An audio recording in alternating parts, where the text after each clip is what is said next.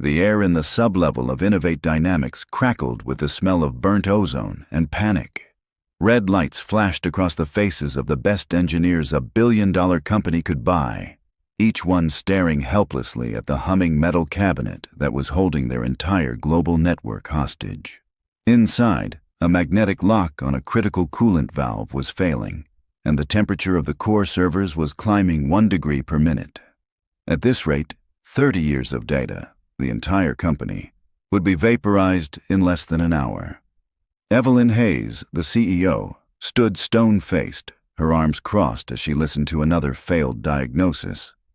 Beside her, COO Warren Price was furiously whispering into his phone, his voice a venomous hiss of blame. "Get me someone who can fix it. I don't care who," he snarled. That's when the door hissed open, and a man they had never seen before walked in. He wasn't one of their polished engineers. He was a single dad in a worn work jacket, carrying a battered, rust-pitted toolbox. He moved with a quiet confidence that cut through the chaos, his eyes scanning the archaic system not with confusion, but with a strange, unnerving familiarity. He knelt, placing the old metal box on the floor. The sound it made, a solid, heavy thud, seemed to silence the room. As he reached to unlatch it, Evelyn pushed past her engineers. Her eyes, however, weren't on the failing lock. They were fixed on a faded, stenciled emblem on the side of his toolbox, an emblem of a gear and an atom that she had only ever seen in a black-and-white photograph of her father. Her voice, sharp and demanding, cut through the tension.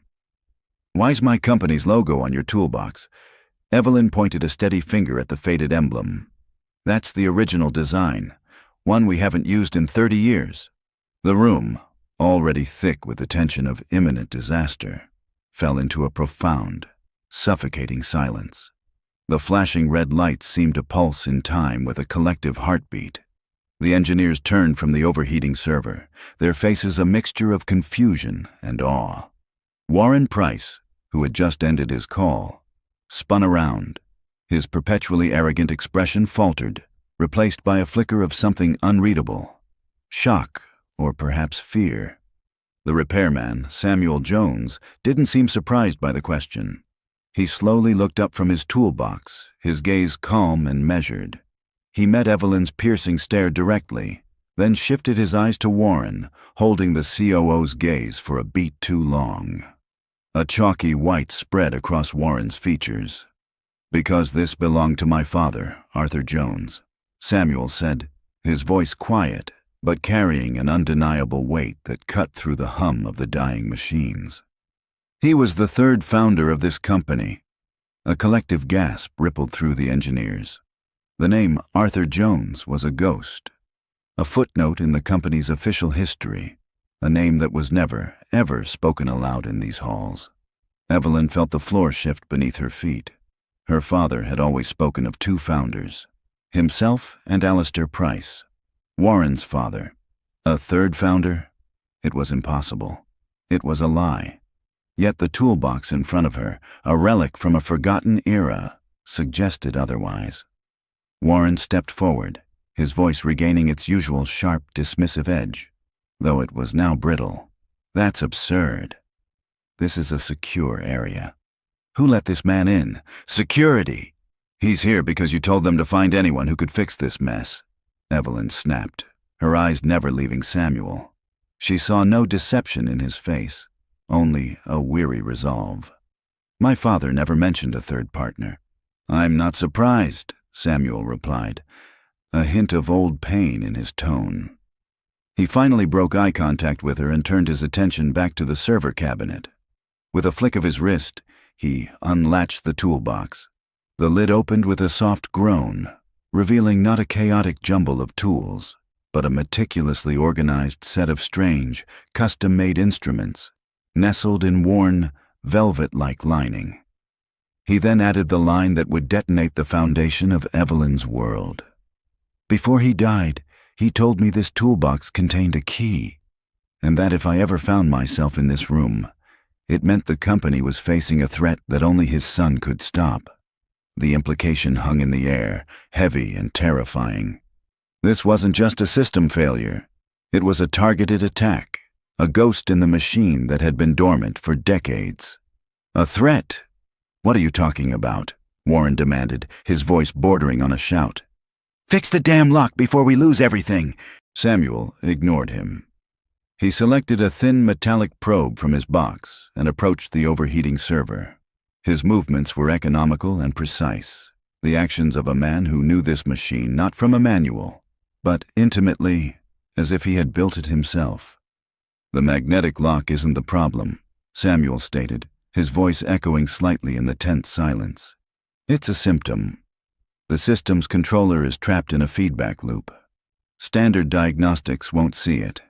It was designed to be invisible.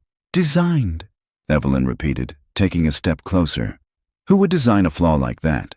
Samuel's hands moved with a surgeon's grace, bypassing the main panel and going straight for a small, unmarked access port near the base of the machine. A port none of her engineers had even noticed. Someone who wanted a kill switch, he said without looking up. Someone who knew he might be betrayed and wanted a way to protect his legacy. My father. The word betrayed struck Evelyn like a physical blow. She thought of the stories her father told her, tales of tireless innovation and a loyal partnership with Alistair Price. Had it all been a lie? Was the empire she now commanded built on a foundation of deceit? Warren's face had gone from pale to a mask of cold fury. This is a waste of time. He's a lunatic. We're losing millions by the second while we listen to this janitor's fantasy. He's not a janitor, he's a repairman, Evelyn corrected, her voice dangerously low. And he's the only one in this room who seems to know what's going on. Let him work. Her command silenced Warren, but his eyes were locked on Samuel, burning with a hatred that felt deeply personal. Samuel inserted a second, finer tool into the port. He worked by feel, his head cocked as if listening to the machine's heartbeat. The loop is designed to cascade. Once the core temperature hits 90 degrees Celsius, it won't just wipe the data. It'll trigger a power surge that will fuse the primary servers. You won't be rebuilding from backups. You'll be starting from scratch. No client lists, no R&D, no financial records, nothing. He paused, his fingers still inside the machine. The company will cease to exist in about 42 minutes. The finality of his words sent a fresh wave of panic through the room. The engineers stared at the temperature gauge, which now read a critical 78 degrees. They were watching a countdown to their own corporate extinction. Evelyn felt a cold dread creep up her spine. This wasn't a random failure, and this wasn't a random repairman. This was a reckoning, 30 years in the making. The son of a forgotten founder had appeared in their darkest hour, carrying a toolbox with a ghost's logo, claiming to hold the only key to their survival. She was standing at the epicenter of a conspiracy that implicated her own family, and the only person who could save her was the man whose family hers may have destroyed. She looked at Samuel Jones, a man who should have been a stranger, and felt the unnerving certainty that her life and the legacy of Innovate Dynamics was now entirely in his hands. With the countdown hanging over them like a guillotine, Evelyn's focus narrowed to the man and his machine. The chaos of the room faded into a dull roar, the panicked faces of her employees blurring at the edges of her vision.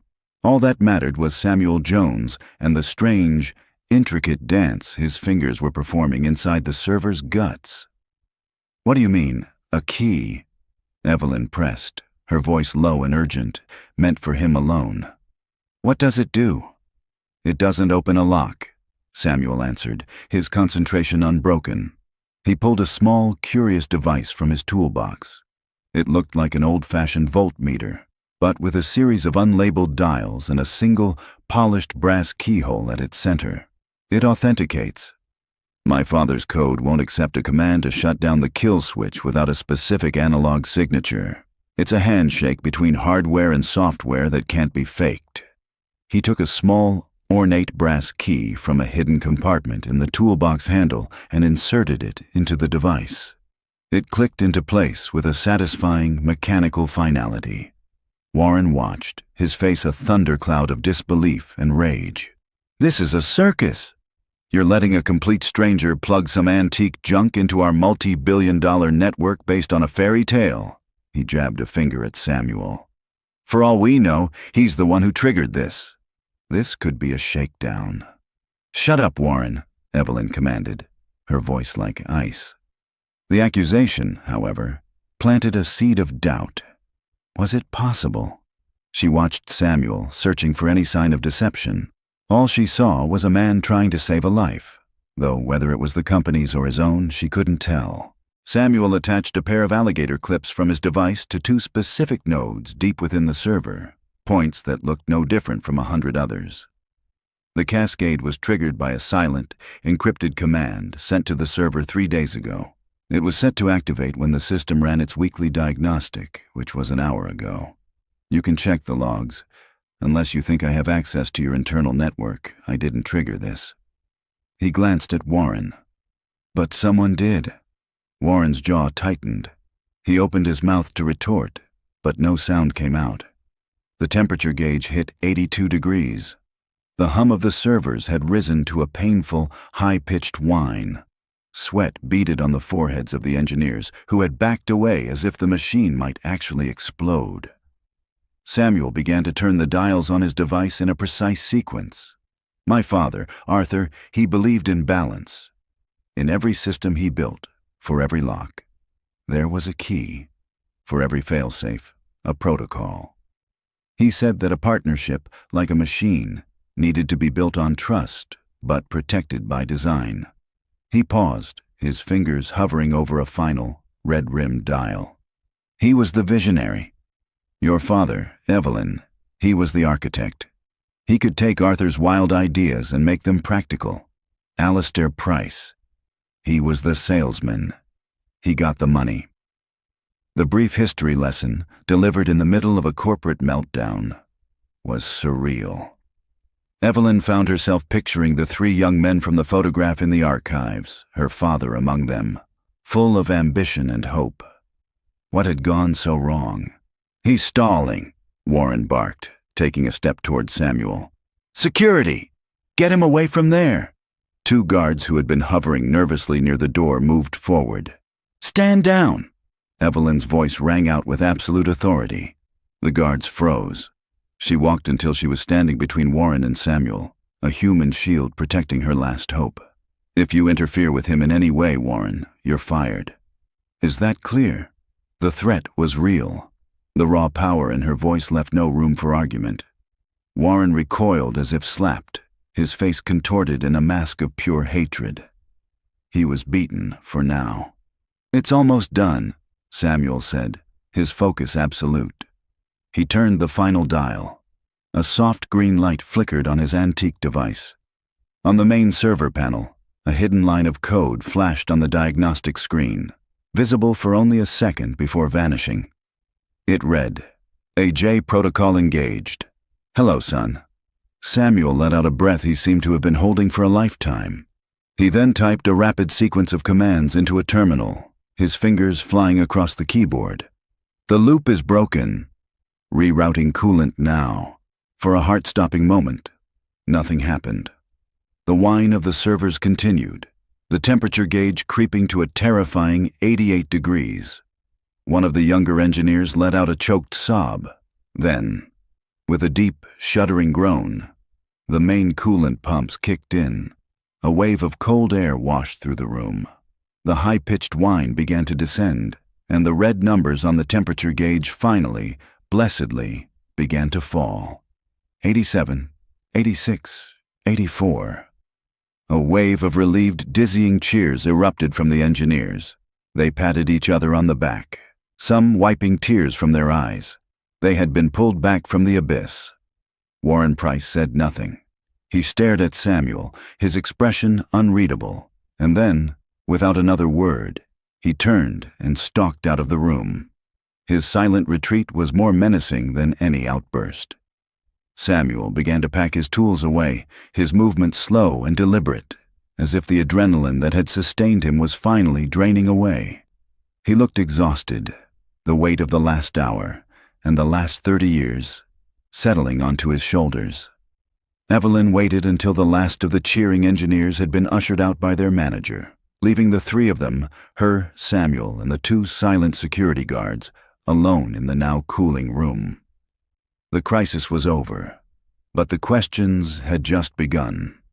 The name her father had never spoken, the logo he had buried, the betrayal Samuel had mentioned.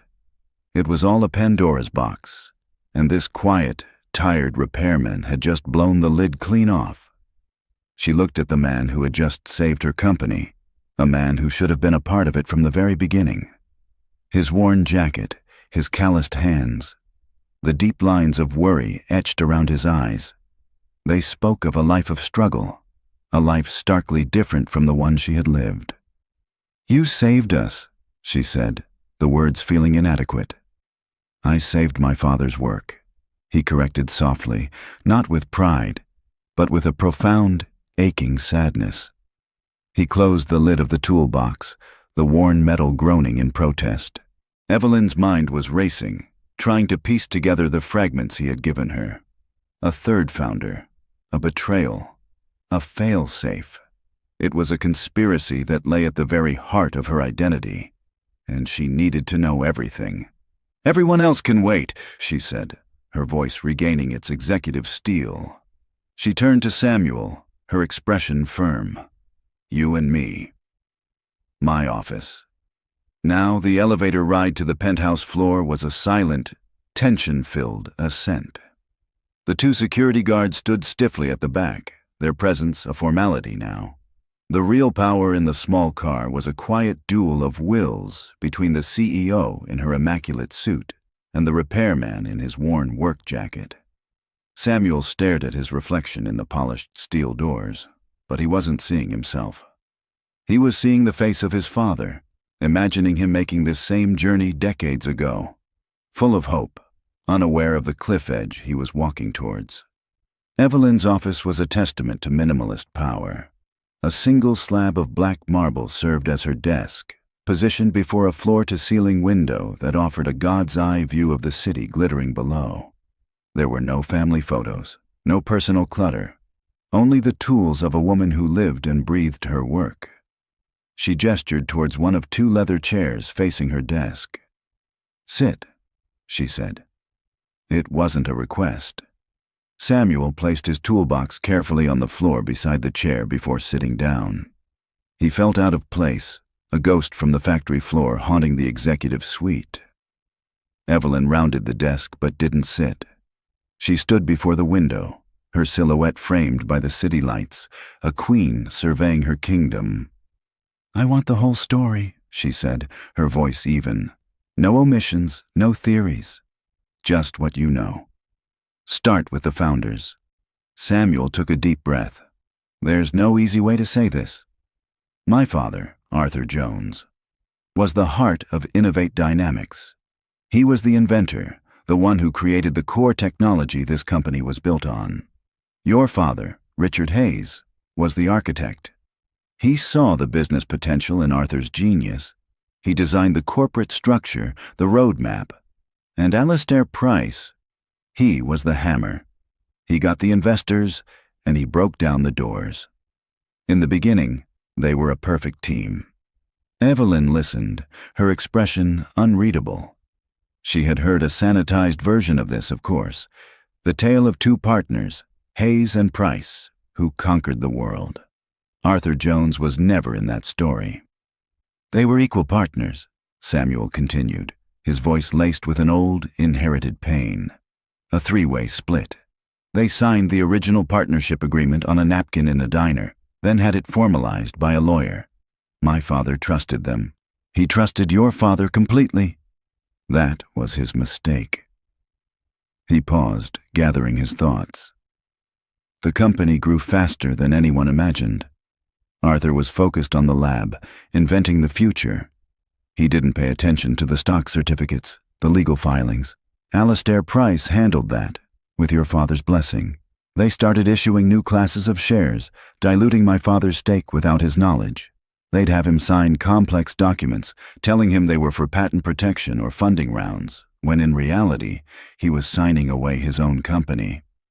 Evelyn finally turned from the window, her eyes narrowed. My father was a man of integrity. Was he? Samuel challenged, his voice gentle but firm. Or was he a man who let his partner do the dirty work while he looked the other way? Alistair was the aggressor, but your father enabled him. When the time was right, they made their move. They called a board meeting my father didn't even know he was no longer on. They accused him of erratic behavior, of being a liability to the company's stability. They used his focus, his obsessive passion for his work, against him. They offered him a severance package that was an insult, a fraction of what he was owed. When he refused, they threatened to destroy his reputation, to blacklist him from the industry entirely.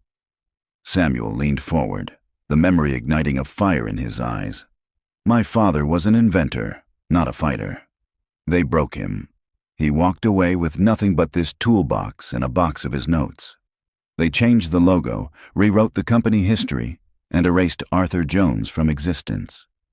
6 years later, my mother died, and the medical bills took what little they had left. The stress, the betrayal, it ate at him.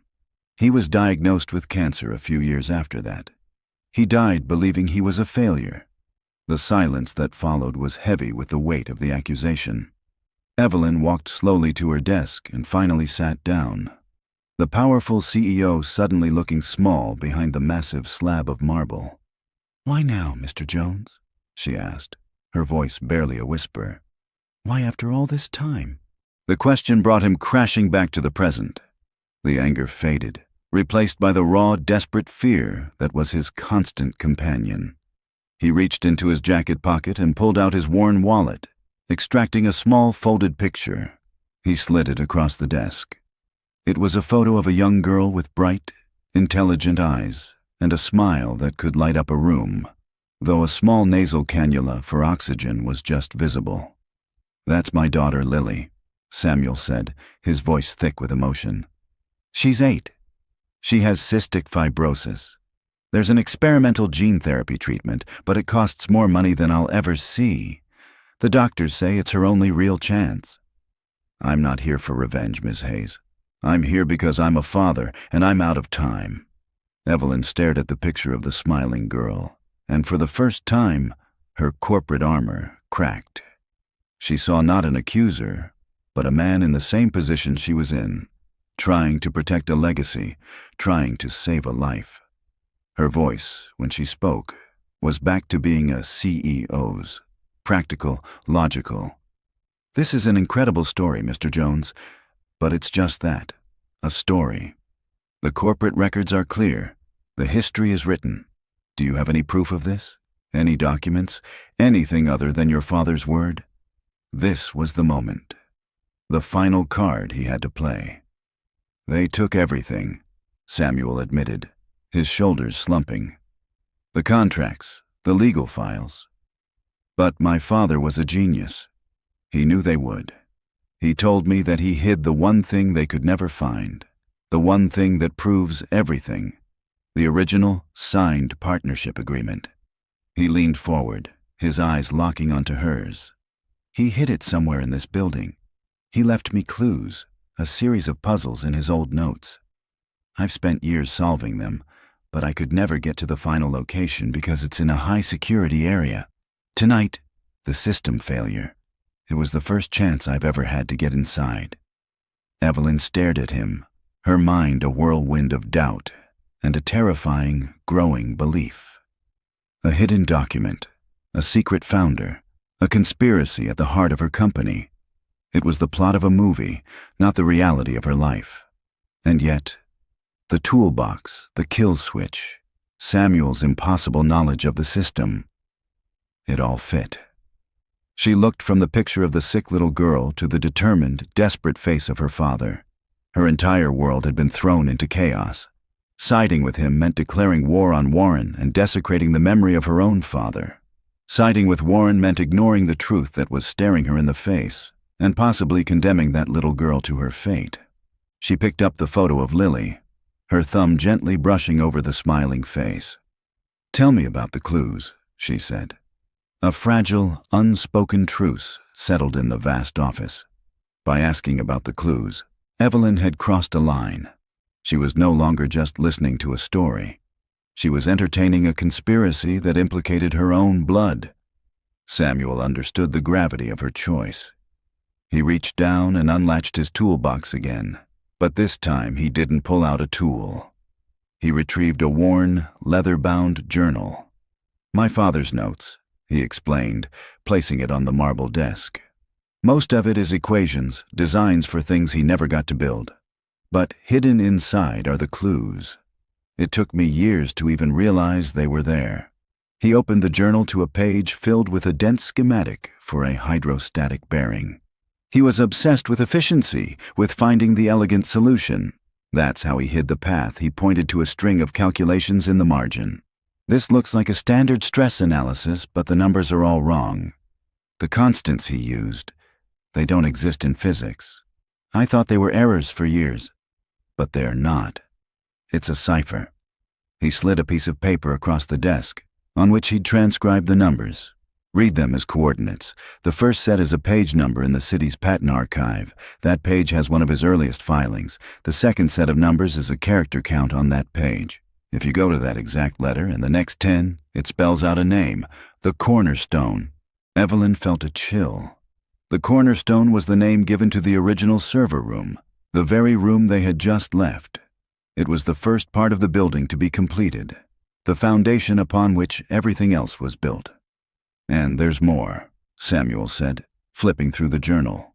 "Another clue, hidden in a design for a cooling system, talks about the architect's signature. He's not talking about a person. He's talking about a place your father left his mark. I think the final clue, the one that points to the exact location of the document, is in that room. And I think it's something only your father, or someone who knew him well, would recognize." Evelyn's mind raced. It was brilliant. A treasure map hidden in plain sight. A map only a son who shared his father's unique mind could possibly decipher. Before she could respond, the intercom on her desk buzzed harshly. "Miss Hayes," her assistant's voice said, strained. "Mr. Price is here to see you. He says it's urgent." "Let him in," Evelyn said, her voice cold. She gave Samuel a quick, meaningful look. Not a word. The office doors swept open and Warren stormed in, his face flushed with anger. He stopped short when he saw Samuel still sitting there, a look of utter contempt on his face. "What is he still doing here?" Warren demanded, pointing at Samuel. "He should have been thrown out an hour ago." "He is here," Evelyn said, standing up to her full height, "because I am not yet satisfied with his report on the system failure. His contract is not terminated." Warren laughed, a sharp, ugly sound. "His contract? The man is a con artist, Evelyn. I had security run a background check." He threw a thin file onto her desk. "Samuel Jones, a string of failed businesses, mountains of debt. And, get this, his daughter has a pre-existing condition so severe no insurance company will touch her. He's desperate. He likely sabotaged the system himself to get in here and extort us with this sob story about his long-lost father." The accusation was vile, but it was plausible. It was the exact story a jury might believe. Samuel's jaw clenched, but he remained silent, following Evelyn's lead. Evelyn didn't even glance at the file. "Are you suggesting a freelance repairman bypassed 3 decades of security protocols to trigger a hidden flaw that none of our in-house experts even knew existed? All for a payday he had no guarantee of getting?" She picked up the file and held it between 2 fingers as if it were contaminated. "Your desperation is showing, Warren." "My desperation?" he shot back.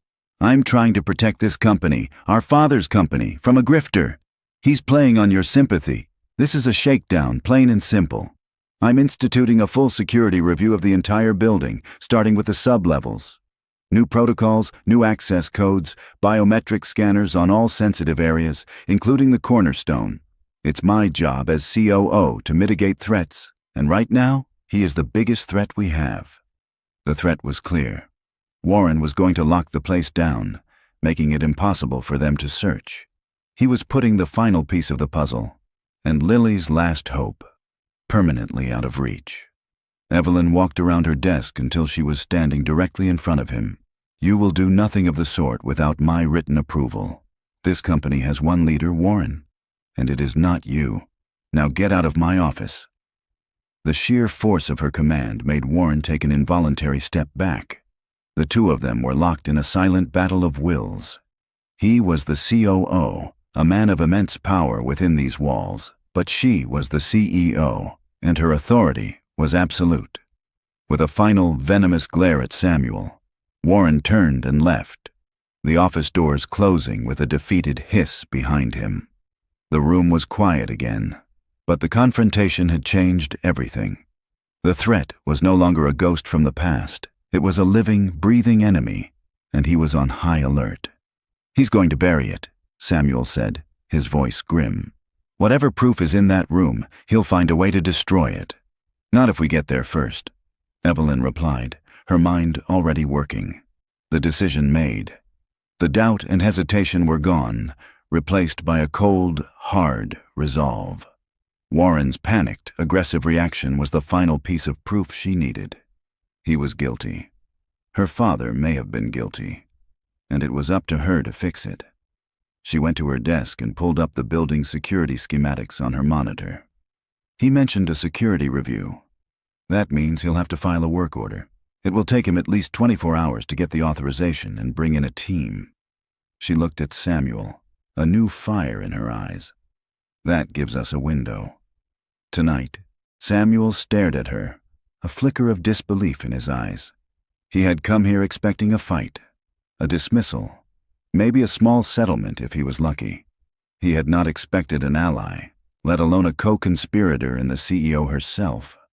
"We go back down to the Cornerstone after the night shift has settled in," she continued, thinking aloud. "My executive override can bypass most of the internal security doors. Your father's clue mentioned an architect's signature. My father was a frustrated architect. He personally designed the layout of that room. If there's a secret, I'm the one who's most likely to recognize it." She turned the monitor towards him. On the screen was a detailed blueprint of the server room.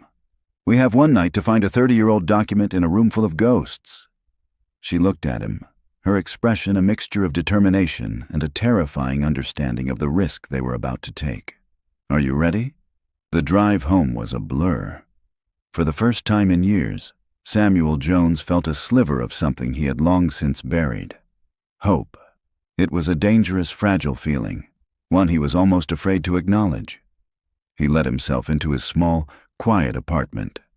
The lights were dim, and the only sound was the gentle hum of the oxygen concentrator in his daughter's room.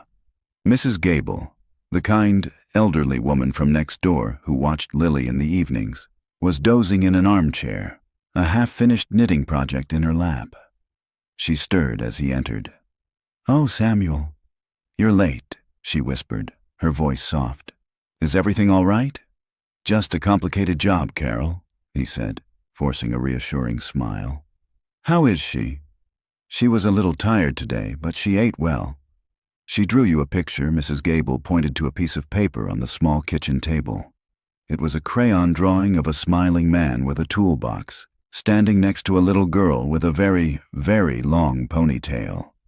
Above them, a bright yellow sun shone down.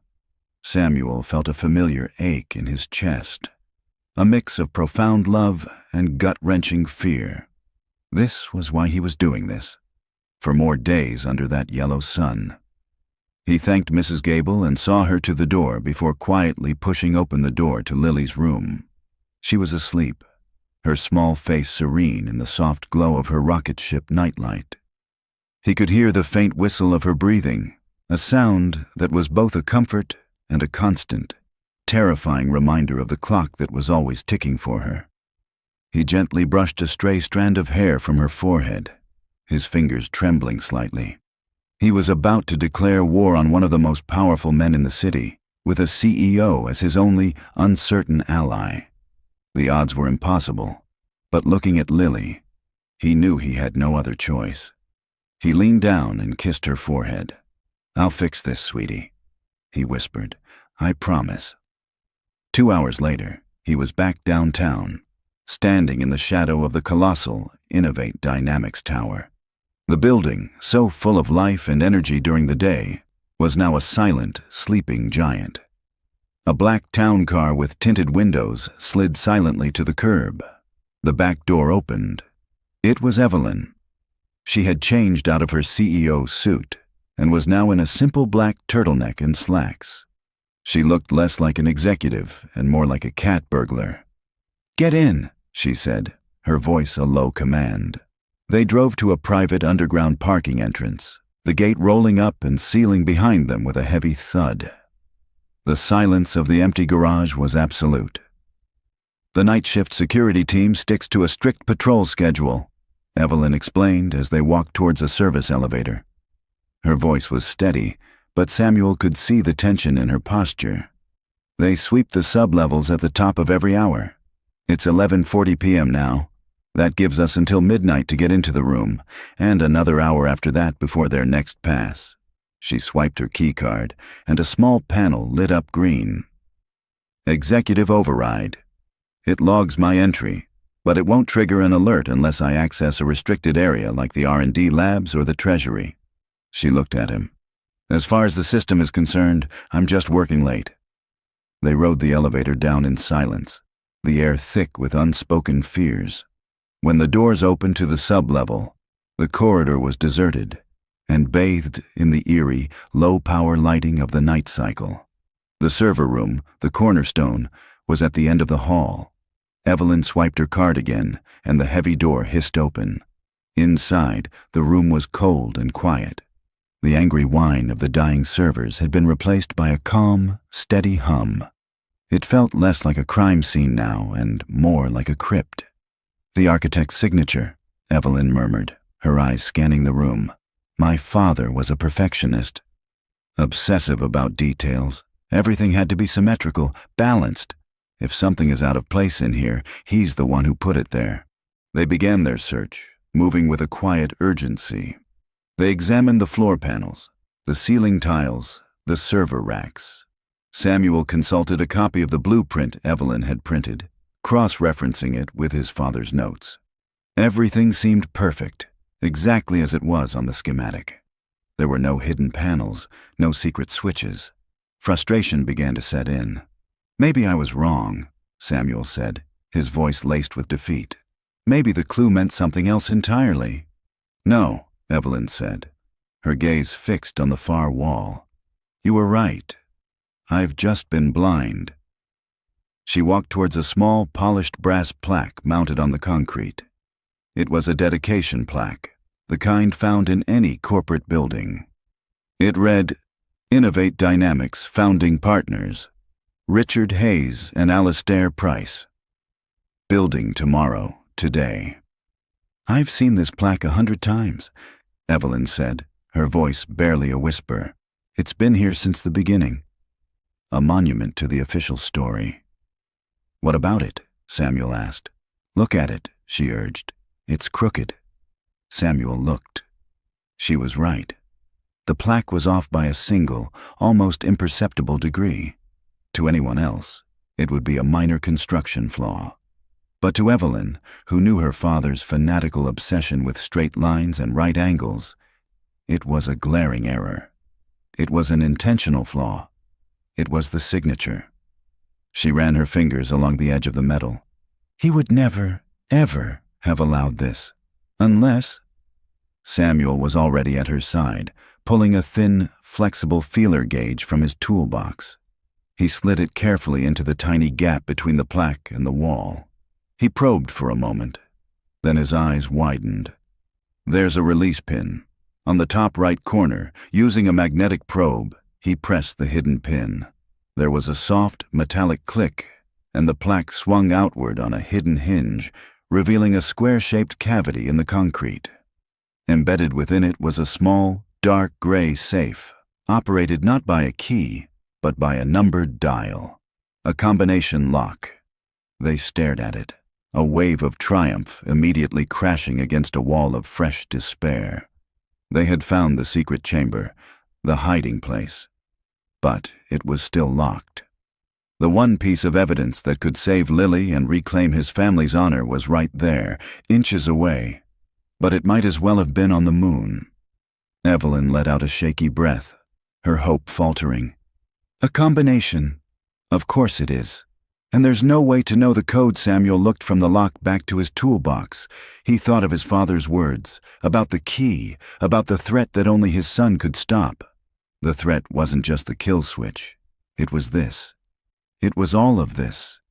He looked at the safe, then at Evelyn. A slow, dawning realization in his eyes. "Maybe we do," he said. "What are you talking about?" Evelyn whispered, her voice tight with a mixture of hope and fear. "How could we possibly know the combination?" Samuel's gaze was fixed on the combination dial, but his mind was elsewhere, back in the pages of his father's journal. "My father was a creature of logic and sentiment all at once," he began, thinking aloud. He wouldn't have used a birthday or a random number. It would be something meaningful, something that represented the soul of his work. A number that was both a signature and a foundation. He turned to face her, his eyes alight with a new, frantic energy. In his notes, there's a patent number he circled over and over again. It's the patent for the original magnetic core processor, the invention that started everything. He called it his Genesis patent. I always thought he was just proud of it. But what if it was more? What if it's the key? Evelyn's breath hitched. She knew the patent he was talking about. It was officially registered under the names Hayes and Price, but company legend, the real whispered history among the old guard engineers, had always hinted at a third, unnamed genius. Patent number 3-1-8-5-7, she recited from memory. It was the bedrock of their company. 6 digits, Samuel said, his voice barely audible. He stepped up to the safe, his hand hovering over the dial. My father always said the most important things should be hidden right out in the open. His fingers, usually so steady, trembled as he gripped the cold metal wheel. The silence in the room was absolute, broken only by the soft, rhythmic clicks of the tumblers. He turned the dial right, past the 3, then left, past the 1. Each click was a hammer blow against the silence, a countdown to either vindication or final defeat. Right to 8, left to 5, right to 7. He took one final, shaky breath and pulled the handle. The safe was silent for a moment, and Samuel's heart sank. Then, with a low, heavy thunk, the thick steel bolt retracted. The door swung open with a faint whisper of displaced air. They stared into the dark cavity, their breath held. Inside, resting on a bed of faded velvet, was a single thin leather folder. It was perfectly preserved, untouched by the 30 years that had passed around it. Samuel reached in with a reverent hand and lifted it out. He placed it on top of a server cabinet and opened it. On top lay a single sheet of paper, a document that had once been a common diner napkin, now yellowed with age but protected by a plastic sleeve. On it, in faded blue ink, were the terms of a partnership dividing a new, unnamed company 3 ways. Below the terms were 3 signatures: a bold, confident Richard Hayes, a sharp, angular Alistair Price, and a fluid, elegant Arthur Jones. It was real. It was the smoking gun. "He kept it," Evelyn whispered, a single tear tracing a path down her cheek. It wasn't a tear of sadness, but of a profound, earth-shattering validation. The lie was real, which meant the truth was too. Beneath the napkin was the formal, notarized partnership agreement, stating in clear legal terms the equal 1/3 ownership of Arthur Jones. But there was something else tucked into the folder. A small, sealed envelope made of thick, cream-colored paper. Written on the front in his father's familiar hand was a single word: Richard, an unopened letter to her father. Before either of them could process the meaning of this new discovery, a sound from the hallway shattered the moment. A keycard swiped. The lock on the cornerstone's door clicked open. They froze, their eyes wide with panic. The security sweep. They were an hour early. But it wasn't the blue-uniformed security guards who stepped into the room. It was Warren Price. And he was not alone. Flanking him were two large men in dark suits, their faces hard and impassive. They were not company security. Warren's eyes immediately fell on the open safe, then to the documents in Samuel's hands. A slow, triumphant, and utterly terrifying smile spread across his face. The mask was off. The cornered executive was gone, replaced by a predator. "I knew it," Warren said, his voice dripping with condescending satisfaction. "I just knew you couldn't resist. Did you really think I wouldn't have a private security feed in the one room that holds my family's biggest secret?" He shook his head in mock pity. "My father was a monster, Evelyn, but he wasn't stupid. And neither am I." "Warren, what is this?" Evelyn demanded, stepping in front of Samuel, her voice regaining a fraction of its command. "These men are not authorized to be here." "Get them out! They're authorized by me," Warren sneered, taking a step into the room. The two men moved with him, effectively blocking the only exit. "And, as of a few minutes ago, I called an emergency meeting of the board. I informed them that you were found in a secure area after hours with an unauthorized civilian attempting to access corporate archives. I suggested you were having a mental breakdown brought on by stress, that you've become a liability." He let that sink in. "They voted to place me in temporary command of the company, pending a full investigation of your fitness to lead. It was a coup. A perfectly executed corporate assassination. He had used their own actions against them. You won't get away with this," Samuel said, his voice low and steady, though his heart was hammering against his ribs. He carefully slid the documents back into the folder. "Get away with it?" Warren's laugh was cold and empty. "I already have. You have a piece of paper. I have a board of directors, a billion-dollar legal team, and possession of this room." He nodded to his men. "Get the folder." One of the large men started moving towards them. Samuel instinctively took a step back, shielding the folder with his body. Evelyn stood her ground, her mind racing, searching for a way out, an angle she'd missed. There was none. They were trapped. "You really should have left the ghosts alone, Evelyn," Warren said, his voice dropping to a menacing whisper as he pulled a small remote from his pocket and pressed a button. The heavy, reinforced door to the server room hissed shut, and with a resounding thud, a series of magnetic locks engaged. They were sealed in. "Now," Warren said, his smile vanishing, replaced by a look of cold, brutal finality.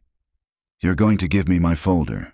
The air in the sealed room was thick and cold with menace. The hum of the servers seemed to fade, replaced by the sound of Samuel's own ragged breathing. Warren's men began to close in, their movements deliberate, professional. They were not here to negotiate. "The folder, Jones," Warren repeated, his voice dangerously soft. "Give it to me, and I'll make sure the board is lenient. A generous severance for Evelyn. For you, I'll pay for your daughter's treatment. All of it. A private donation. No one ever has to know it was a tempting offer, a lifeline, the one thing he wanted most in the world, handed to him in exchange for his silence." Samuel's eyes flickered to Evelyn. He saw the fire in her gaze, the unbending will that refused to bow to a cheap threat. He thought of his father, broken and erased. He thought of Lily, and what kind of man he wanted her to have for a father.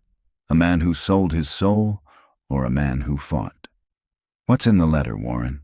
Evelyn's voice cut through the tension, a sharp blade of defiance. She was looking at the small, cream-colored envelope in Samuel's hand. "The one addressed to my father." "You've seen what's inside, haven't you? That's what you're really afraid of. Not the contract. The truth." Warren's smile tightened. Ancient history. The ramblings of a failed man. "Then let me read it," Evelyn challenged. "If it's nothing, it's nothing. But you won't, will you? Because it proves my father wasn't the monster. Yours was, and my father was a coward who went along with it." The barb hit its mark. A flash of raw fury crossed Warren's face. He was weak. They both were. They didn't have the vision, the guts to do what was necessary. He dropped all pretense. "Enough games. Take it from them." The first man lunged. He was fast, but Samuel was faster. In one fluid motion, he spun around. Not to fight, but to act. He slammed his hand onto a large red emergency button on the server cabinet's control panel. It wasn't the kill switch. It was the fire suppression system override. Immediately, a deafening klaxon began to scream, and strobing emergency lights bathed the room in a nauseating red glare. But Samuel hadn't triggered the gas release. He had activated the manual charge sequence, a pre-release warning that was designed to be unbearably loud. Simultaneously, he jammed a custom-made tool from his pocket, a circuit spanner, into the magnetic lock's power conduit. Sparks flew. The heavy thud of the locks disengaging was lost in the shrieking alarm. They were no longer sealed in, but the door was still blocked by two very large problems. The guards were momentarily stunned by the sensory assault. In that split second of confusion, Samuel grabbed Evelyn's arm. "This way." He didn't run for the door. He ran towards the back of the room, pulling her with him, to a large, grated ventilation shaft near the floor. It wasn't on the official blueprints. "My father had his own back door," he yelled over the klaxon. He jammed his fingers into the edge of the grate and pulled. It was heavy, but it was on hinges. As he wrenched it open, one of Warren's men recovered, shaking his head to clear it, and charged. "Evelyn, go!" Samuel shoved the folder into her hands and turned to face the oncoming threat. He couldn't fight the man head-on, so he used the only weapon he had, his toolbox. He swung the heavy, rust-pitted box in a wide arc, aiming low. It connected with the man's knee with a sickening crunch. The man roared in pain and stumbled, his charge broken. The second guard was already on them. Evelyn, seeing Samuel grappling with the first man, acted on pure instinct. She grabbed a heavy fire extinguisher from the wall and blasted the second guard in the face with a thick cloud of CO2. He staggered back, sputtering and blinded. "Sam, now!" she screamed. Samuel scrambled back, diving headfirst into the dark, narrow opening of the vent. Evelyn was right behind him, crawling into the dusty, claustrophobic darkness just as Warren and his recovering men reached the back wall. "Seal the building!" Warren's voice roared from the server room, distorted and furious. "They're in the service tunnels! Find them!" They crawled as fast as they could, the sound of the klaxon fading behind them, replaced by the scrape of their clothes on metal and their own panicked gasps for air. The duct was tight and smelled of dust and decay. After 20 yards, it opened into a larger service corridor, a concrete artery running through the bones of the building. They tumbled out, covered in grime, hearts pounding. They were free, but they were fugitives. Evelyn leaned against the cold concrete wall, trying to catch her breath. She clutched the precious leather folder to her chest. "He's locked down the building. We're still trapped." "He can lock the main doors," Samuel said, his mind already working. "But this place is a maze." My father's notes.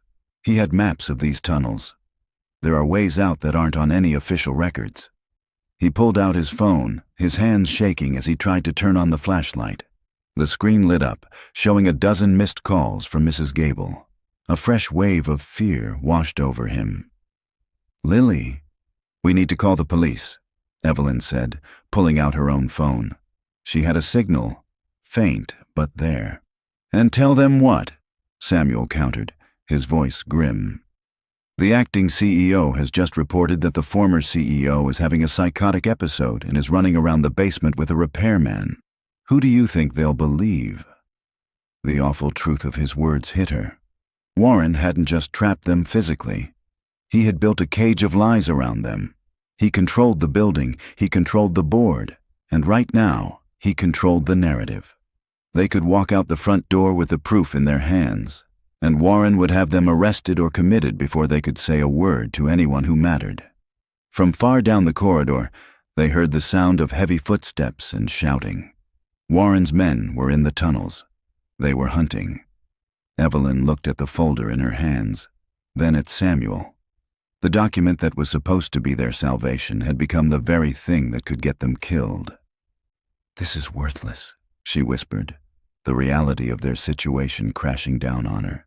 If we can't get it to someone who will believe us. The sound of footsteps receded down a parallel corridor, and they were left in the suffocating darkness, the silence broken only by their own breathing. Evelyn leaned against the grimy concrete wall, the leather folder a cold, heavy weight in her hands.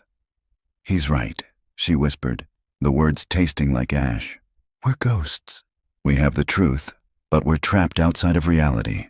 No one will listen," Samuel was thinking, his mind racing through the fragments of his father's notes, through the stories of the old days. He was looking for an anchor, a piece of the past that Warren couldn't control. "The board," he said suddenly. "Warren said he has their support, but a board is never a monolith. There's always someone. Someone who remembers." Evelyn's head snapped up. An image flashed in her mind. A man with kind, weary eyes and a handshake as firm as oak. "George," she breathed.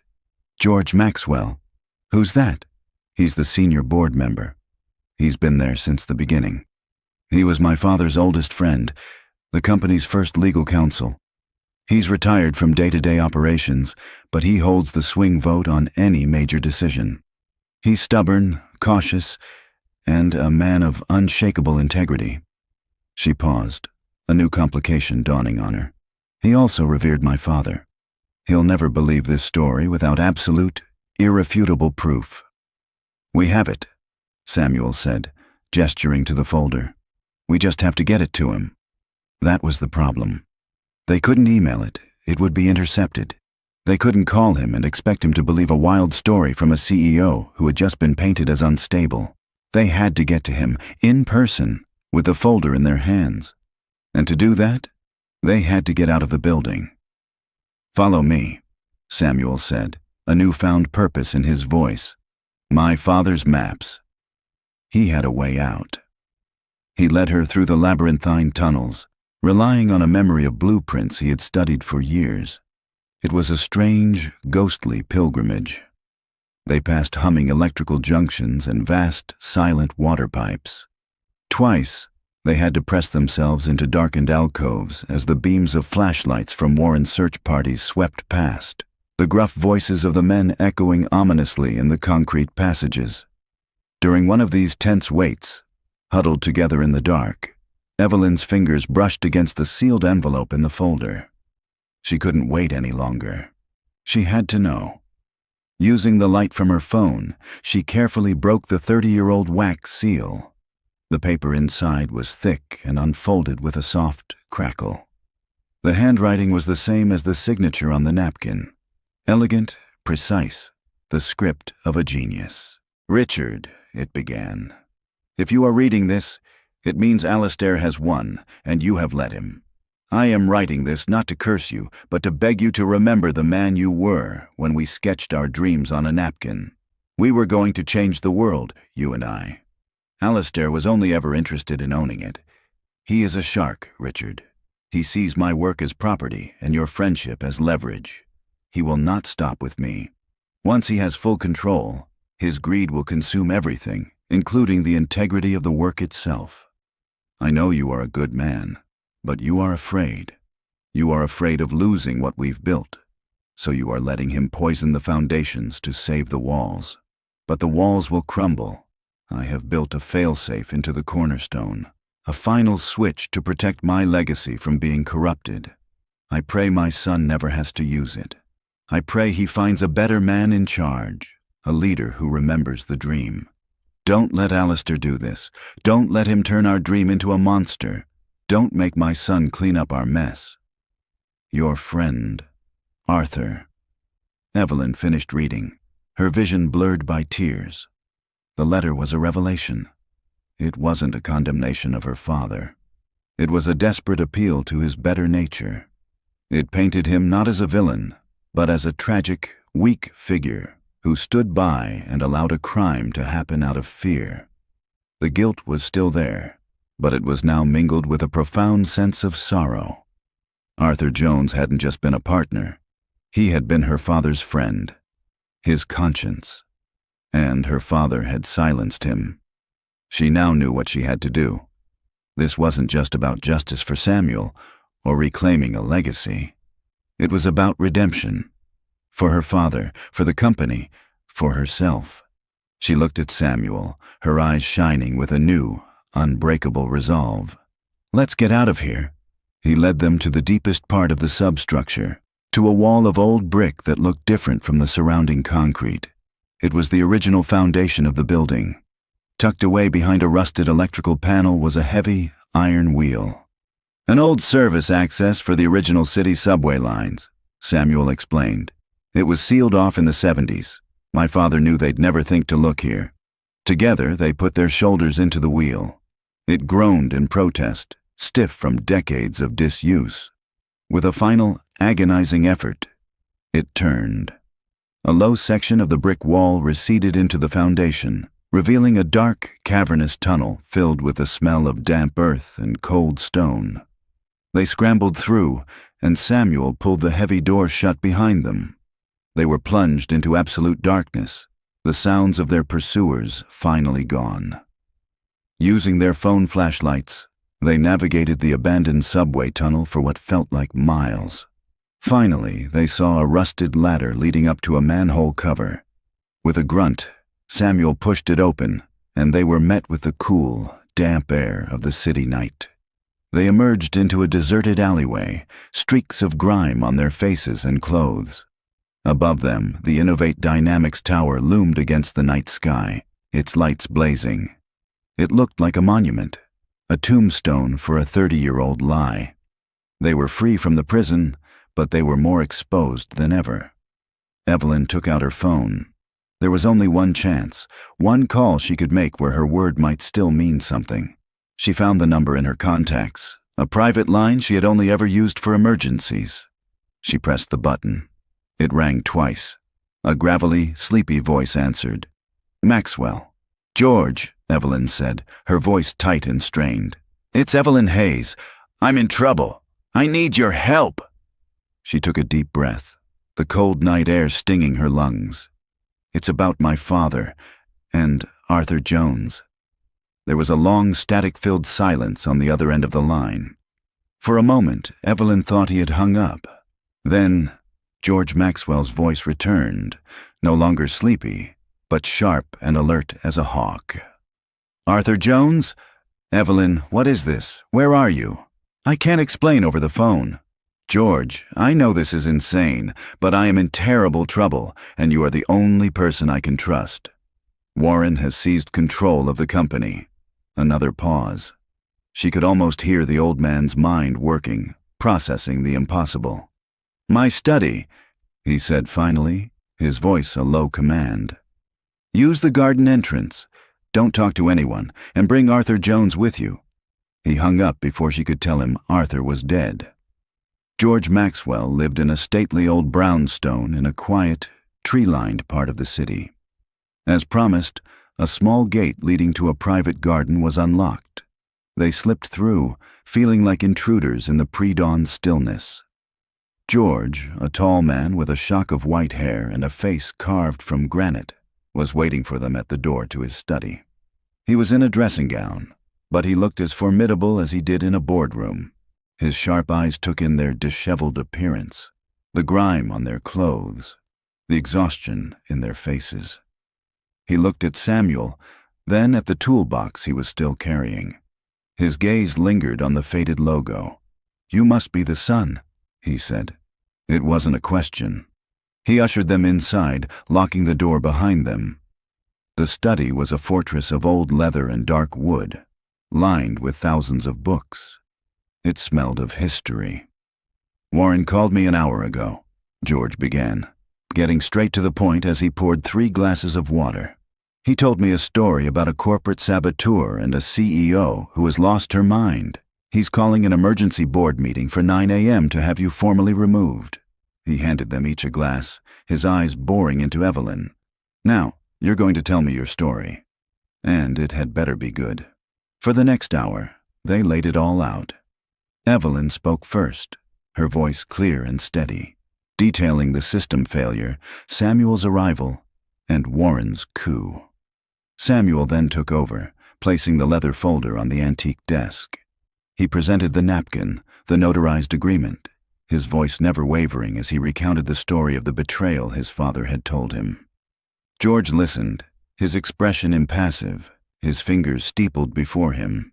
He examined the documents under his desk lamp, his eyes, accustomed to scrutinizing contracts for loopholes, missing nothing. He saw the 3 signatures, names that had defined his own youth. He saw the truth of the paper, the ink. "I always wondered," he said softly, almost to himself.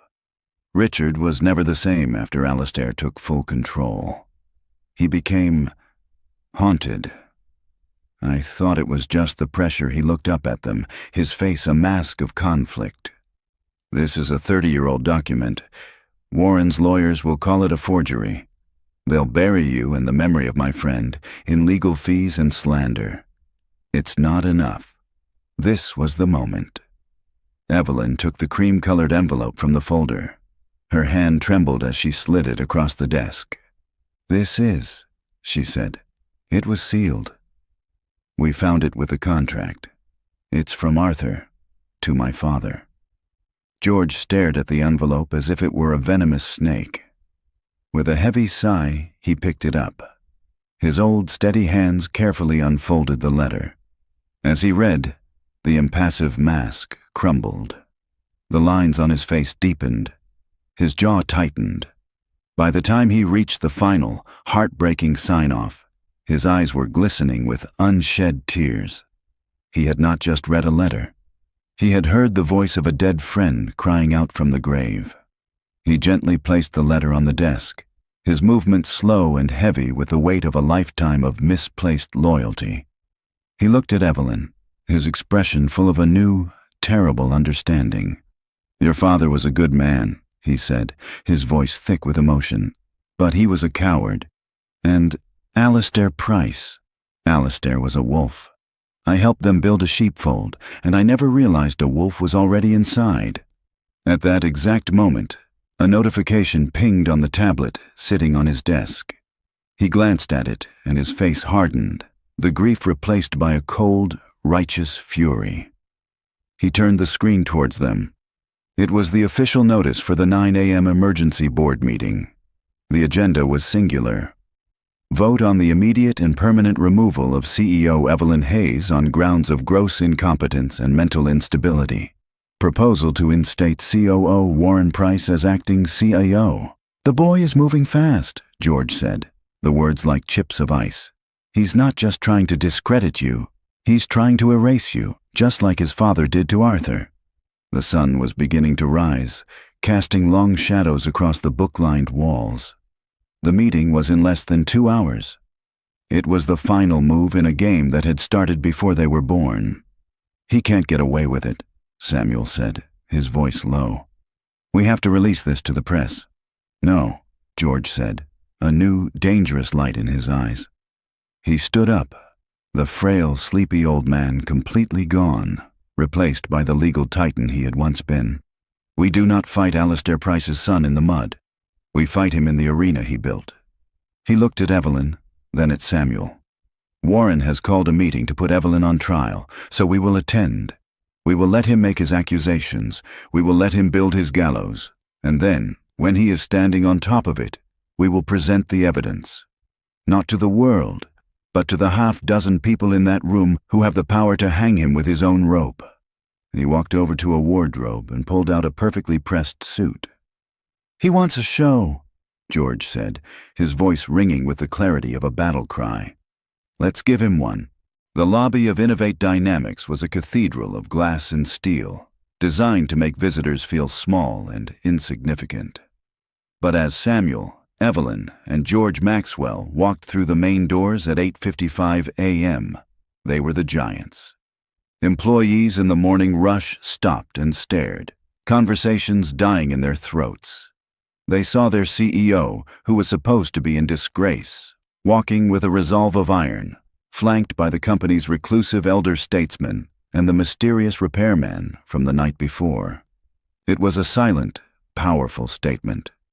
Warren's private security moved to intercept them, but one sharp, withering look from George Maxwell stopped them in their tracks. They were hired muscle. George was institutional power. They parted like the Red Sea. The boardroom was on the 40th floor.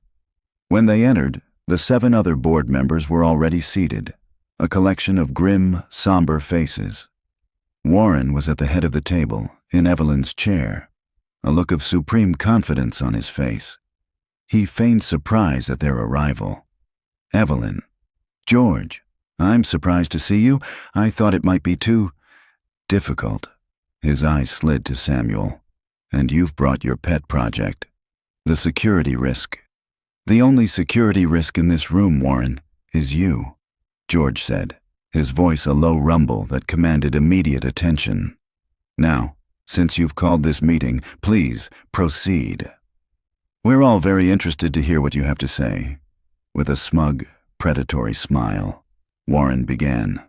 He was smooth and convincing, painting a picture of a beloved CEO cracking under pressure, of a brilliant woman suddenly making erratic decisions, culminating in a dangerous obsession with a delusional man and his fantasies. He presented the falsified security reports, the carefully worded psychiatric opinions from doctors on his payroll, and his own reluctant conclusion that for the good of the company, Evelyn had to step down.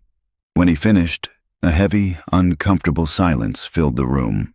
"I now call for a vote," Warren said, his voice ringing with triumph. "The vote can wait," George's voice boomed, cutting him off. "As this meeting concerns the history of our company's founding, I believe we should first hear from a guest.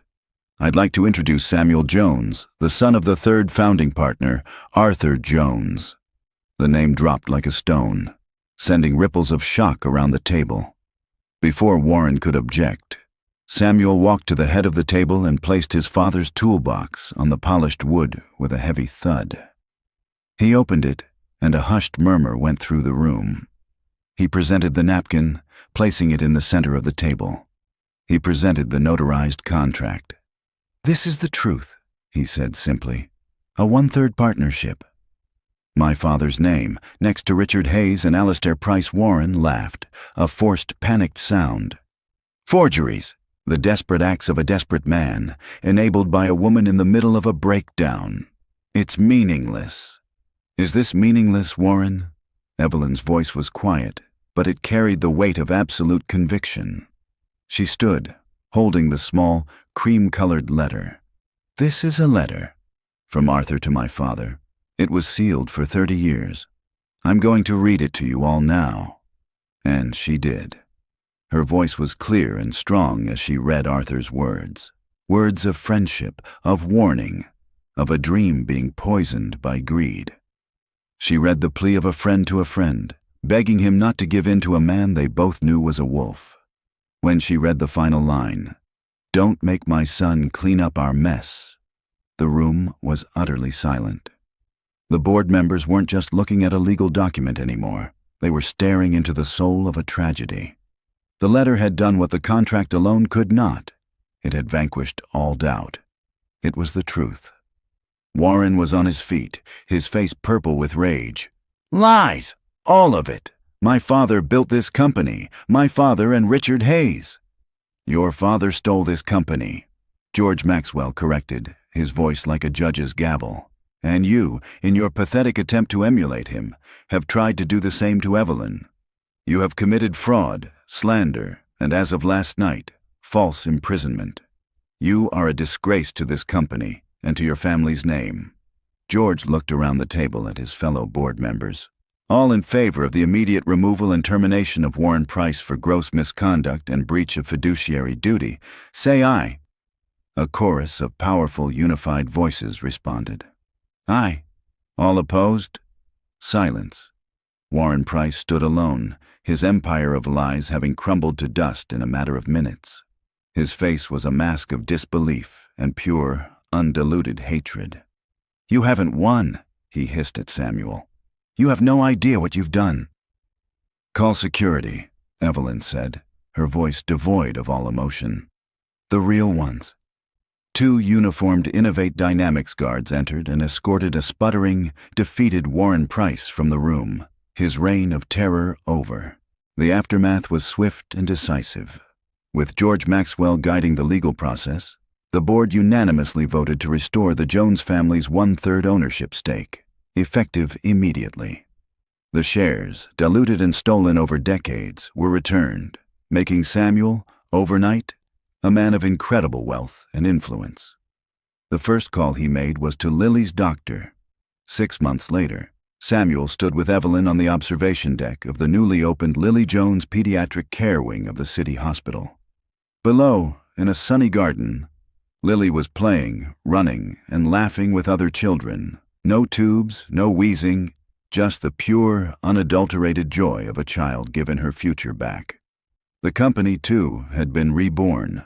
The official founder's plaque in the lobby now bore 3 names. The story of Arthur Jones, once a ghost, was now a celebrated part of the company's legacy. Samuel, at Evelyn's insistence, had taken a seat on the board and now led the new Arthur Jones Innovation Lab, a place dedicated to the kind of bold, visionary thinking his father had championed. Evelyn came to stand beside him, a comfortable silence settling between them. They were partners now, in the truest sense of the word. They had faced the ghosts of their fathers and emerged stronger, bound by a shared fight for the truth. "He would have been so proud of you," Evelyn said softly.